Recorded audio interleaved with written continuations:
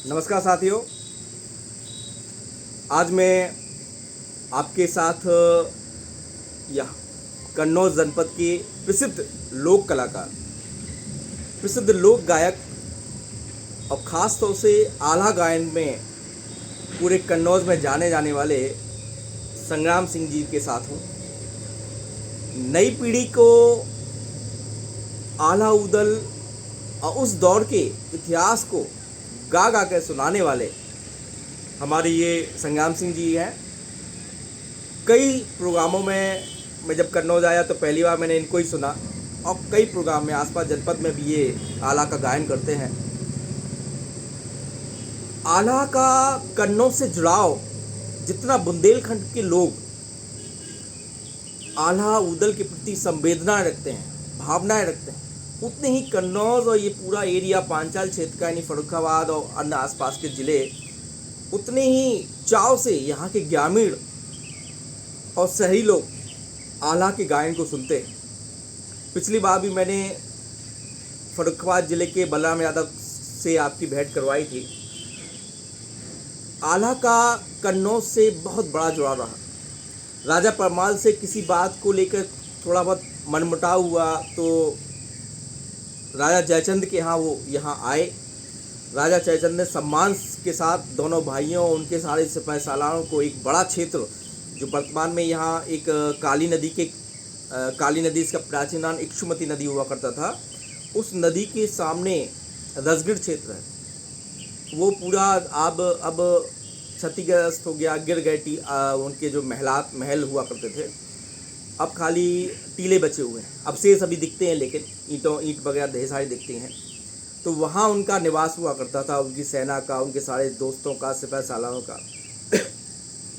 राजा जयचंद के साथ कई युद्धों में उन्होंने भाग लिया और उनको सहयोग दिया आला उदल में। तो इस पूरे क्षेत्र में आला उदल के प्रति एक विशेष संवेदना मैंने देखी है।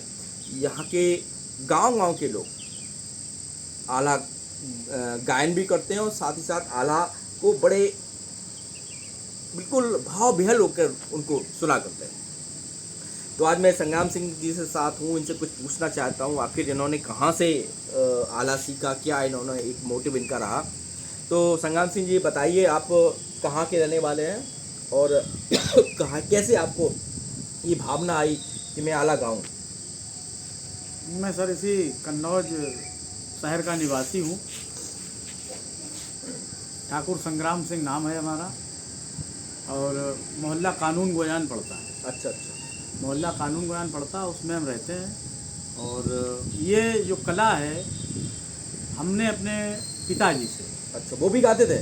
हाँ, बहुत बढ़िया। वो समझ जिस सन में हमारी पैदाइश हुई है, सन 82, वही बताते हैं। अच्छा कि सन 82 में ये हमारे यहाँ अब तो के इंटर कॉलेज के नाम से कॉलेज हो गया है, नहीं तो स्वरूप नारायण इंटर कॉलेज करके नाम इसका हुआ करता था। मोहल्ला ग्वाल मैदान में ही पड़ता, हमारे मोहल्ले से दूसरा मोहल्ला है। उसमें सन 82 में आल्हा की प्रतियोगिता हुई थी। 1982 में आला की? किसने करवाई थी उस समय? 1982 ये प्रशासन ने ही करवाई थी। अच्छा। तो उसमें पूरे उत्तर प्रदेश के कलाकार, आला गायन वाले। अच्छा, पूरे उत्तर प्रदेश के कलाकार उस मतलब कार्यक्रम में आए थे। और उसमें ही हम, क्योंकि उस समय फर्रुखाबाद जिला था, हम तो मतलब हमारी उस सन की पैदाइश से हमारे पिताजी ने हमको ये कहानी बताई।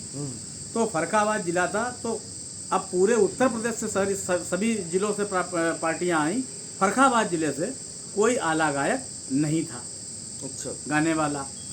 तो यहाँ पे जो क्षेत्रीय मतलब सम्राट नागरिक थे या जो भी रहे हों, उन पापा हमारे अपने घर में वैसे अपने आदमी किताब से लेके जैसे पढ़ा करता है शाम को बैठ के, पहले चौपालें वगैरह लगती थी या अपने दरवाजे पे चारपाई डाल दी। हाँ, पेड़ के नीचे चौपा लगा के शाम के लोग 10-20 लोग करते थे। बड़े बुजुर्ग बच्चे बैठ गए आके, तुमने भैया तुम आला गा लेते हो तो सुनाओ।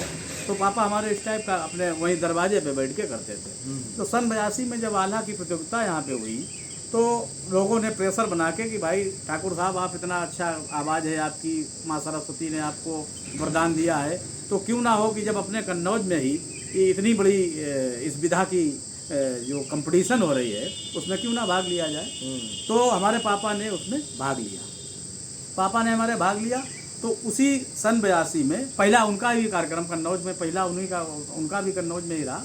तो उन सन 82 में जो भारत रत्न समझिए या विश्व लेवल का कलाकार स्वर्गीय श्री लल्लू वाजपेयी जी, अच्छा, वो आए थे और उनको आल्हा सम्राट का खिताब हमारी इस कन्नौज जन्मभूमि से ही मिला है।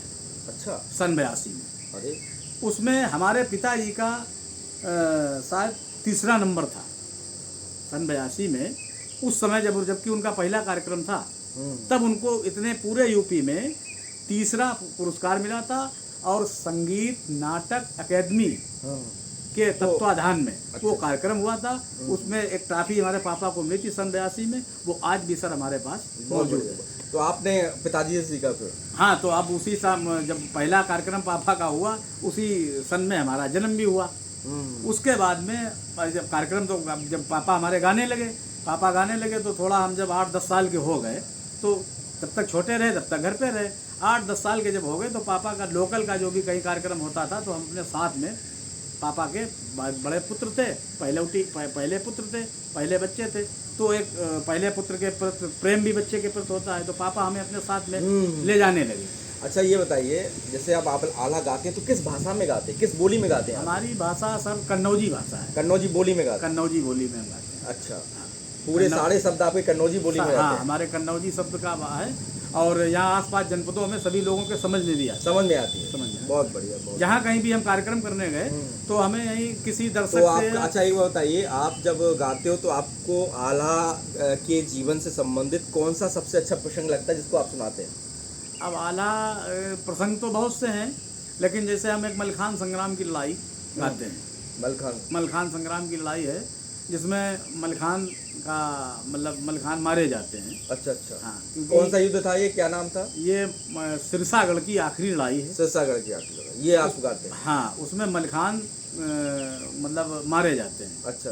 क्योंकि आला उदन मलके ब्रह्मा पचय और डिभैया राय कहा जाता है, लेकिन जो इन पांचों में जैसे उदल का भी मतलब आदमी कहते हैं बहुत बड़े वीर हैं, हम उनकी कोई कंट्रोवर्सी नहीं करना चाहते हैं, लेकिन जो मलखान था उससे बड़ा वीर, क्योंकि जब सिरसा की आखिरी लड़ाई हो रही थी तो सिरसा में वो अकेले थे। पृथ्वीराज जी ने वहाँ पे चढ़ाई कर दी, सिरसा पूरा घेर लिया गया, तो उसने किसी से मदद नहीं मिली। अच्छा, अकेले ही वो, और वो अपनी उनकी अब इस समय याद नहीं आ रहा है। तो ये ऐसा करिए, इस वाली जो घटना है उसका कुछ लाइन हम लोग को सुनाइए, तब लोग हमारे साथ जुड़े लोग आपको सुने। हाँ, बिल्कुल सर, सुनाएंगे। तो अब 20 से लेते हैं। जैसे जो मामा माहिल थे, ऐसी कोई लड़ाई आला की नहीं है 52 लड़ाइयों में जिसमें मामा जी का परिचय, और मामा जी का काम ही यही था कि इधर की लकड़ी उधर बिंदाना, इधर की उधर, मतलब मामा माहिल ने अधिकांश लड़ाइयों में अपना थोड़ा बहुत उन्होंने। हाँ, उन्हीं के सौजन्य से। हाँ। जैसे आदमी आज कार्यक्रम कराता है कि वो भागवत श्रीमद कथा और ये जो उन्हें हमारे सौजन, तो आप वो लाइन थोड़ा सुनाइए कि मलिखे सोए रहो अंटा पर और विषधर वंश बना फर क्या, और ढोरत नारी ब्यारी गज मोतिन जो मलिखे की पद्मिनी नार, कि नजर पलटी गई जब रानी की और खिड़की पर से रही निहार, और भारी दंगल है दुश्मन को झंडन रही लाल री छाए, हिचकिया भरे भर रोबन लागी जो मलिखे की पद्मिनी है नारी, आंसू टपक गिरो छाती पर और खुल गए नेत्र मल्हारे क्यार, रोबत देखो जब रानी को तब रानी से कहिए सुनाए, कौन सो सदमा तो को गुजरो, नैनन आंसू रही बहाए। इतनी बात सुनी मलिके की है, तब रानी ने कही सुनाए कि पाए पनैया मैं बालम की, और तुम माथे के मुकुट हमार। एक बात जो हमारी मानव, खिड़की पर से ले व निहार। और दृष्ट कोयलिया मलखेया है, झंडा न रही लाल रिय छाए। और हंस के मलखे बोलन लागो, रानी सोची दे बिसराए। हम यही कारण किला बनाओ, केहू दिन चढ़े पिथौरा राय। और मन की हमरे पूरी हुई गई, रानी सोच दे बिसराए। अरे अंबार हो के ना कोही आओ, ना तांबे से पीठ मढ़ाए। अरे लगी बाजार मृत लोक में, बैठे बाजिन करें ब्योपार। अरे जाकी ये सौदा पूरी हुई गई, घर पने को चलो सिधार। और 12 बरस ये कुत्ता जीव है, और 14 तक जी सियार। और वर्ष 18 क्षत्रिय जीव, आगे जीवन को धिक्कार। बहुत बढ़िया, बहुत बढ़िया। आपका गाना मैंने मंचों पे सुना है, और आज उस माध्यम कई बार मैंने आपका लाइव भी इसमें चलाया है जी जी जी अपने फेसबुक पे, कि कम से कम इस लोक कला को जीवंत आप जैसे लोग रखे हुए हैं। देखिए, देश की हो, प्रदेश की हो, या अपने गांव की लोक कला हमारे जीवन की पहचान है। लोक कला हमारे समाज की, संस्कृति की पहचान होती है, और आप जैसे कलाकार उस लोक कला को जीवंत बनाए रहते हैं। तो निश्चित रूप से आप जैसे कलाकारों को, और अन्य जो भी कलाकार हैं गांव में बसे हुए हैं, उन सभी कलाकारों को मैं साधुवाद देता हूं कि कम से कम हमारे देश की संस्कृति को, हमारे देश की ग्रामीण संस्कृति को आप लोग बचाए हुए हैं, और नई पीढ़ी को इससे परिचित भी करा रहे हैं कि हम भविष्य में जो नई पीढ़ी हमारी आएगी, वो हमारे इतिहास को, हमारे गौरवमयी इतिहास को जाने, समझे, और उस इतिहास से प्रेरणा लेकर के आगे बढ़े। बहुत बहुत धन्यवाद संग्राम सिंह जी, आपने आज समय दिया, और मैं अपने सभी साथियों को धन्यवाद देता हूँ। और निवेदन भी करता हूँ कि आपके गांव में, आपके कस्बे में, आपके मोहल्ले में, आपके शहर में कोई भी लोक कलाकार हो, तो उसके साथ बैठिए, उसकी 2 लाइनें सुनिए, और उसको जैसे मैंने वीडियो में कैप्चर किया, बैठ करके अपने सोशल मीडिया पर डालिए। उस कलाकार का भी कुछ भला हो, उस कला से लोग परिचित हों। इन्हीं बातों के साथ बहुत बहुत धन्यवाद, आभार, नमस्कार।